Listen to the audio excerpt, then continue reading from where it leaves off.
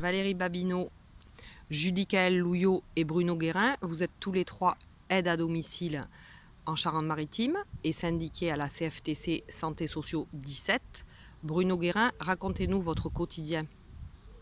Nous, notre quotidien, en fait, c'est aider des personnes à se maintenir à domicile en pratiquant un certain nombre d'actes essentiels. Par exemple, c'est aider les personnes à se lever le matin, les aider à faire leur toilette, les aider à s'habiller, organiser un petit peu la journée, si nécessaire faire des courses, des préparations de repas, voire même une aide au repas. Le soir, c'est plutôt une toilette du soir, une aide au coucher. Mais le métier est assez riche puisque on a aussi pas mal d'accompagnement social. Ça peut être aider des personnes à aller faire des activités physiques comme marcher ou dans certains cas de figure aller au cinéma ou encore aller faire des promenades. C'est un métier qui est très riche en fin de compte dans tout le travail que l'on peut faire avec ces personnes. On peut dire que vous êtes des invisibles indispensables. Ah, tout à fait, et je crois qu'on vient de s'en rendre compte ces derniers mois puisque quasiment personne n'a parlé du travail que nous avons effectué, puisque nous sommes quand même restés aussi en première ligne auprès des personnes, sachant que très souvent ces personnes n'avaient plus aucun lien social puisque tout le monde était confiné et nous sommes devenus un petit peu le réceptacle de toutes leurs angoisses, de toutes leurs attentes, ce qui n'a pas toujours été facile à gérer.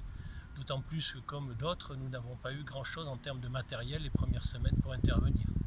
De fait, un certain nombre d'entre nous avons travaillé un petit peu, on va dire, la peur au ventre. Ça ne nous a pas empêché de faire le boulot, mais il est clair qu'en rentrant le soir à la maison, il y avait des inquiétudes. Qu'est-ce qu'on ramenait à la maison? Est-ce qu'on ramenait le Covid ou pas? Mais aussi, est-ce qu'on amenait le Covid chez les gens chez qui on allait travailler? Et aujourd'hui, du coup, vous vous apprêtez à aller manifester devant le conseil départemental mardi 21 juillet. Vous avez des revendications, quelles sont-elles? Alors nous avons deux types de revendications. Bon, le premier, je crois qu'il est connu de beaucoup de monde, c'est cette fameuse prime qu'il faut peut-être considérer comme une reconnaissance du travail que nous avons effectué.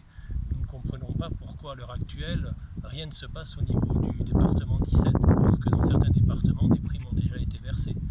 Mais plus largement, nous sommes dans un métier qui est assez compliqué, avec une convention collective qui n'est pas très favorable aux salariés, et nous souhaiterions qu'il y ait un certain nombre d'avancées qui puissent être faites en termes de formation, en termes d'organisation du temps de travail et évidemment en termes de revalorisation salariale, puisque les salaires des aides à domicile, des auxiliaires de vie n'ont pas été revalorisés depuis un certain nombre d'années. Notre grande inquiétude, c'est que dans les deux discours que nous venons d'entendre du président et du Premier ministre, la loi grand âge et autonomie n'a pas été citée une seule fois. Donc nous avons peur de passer une fois de plus à la trappe et de continuer à rester des invisibles.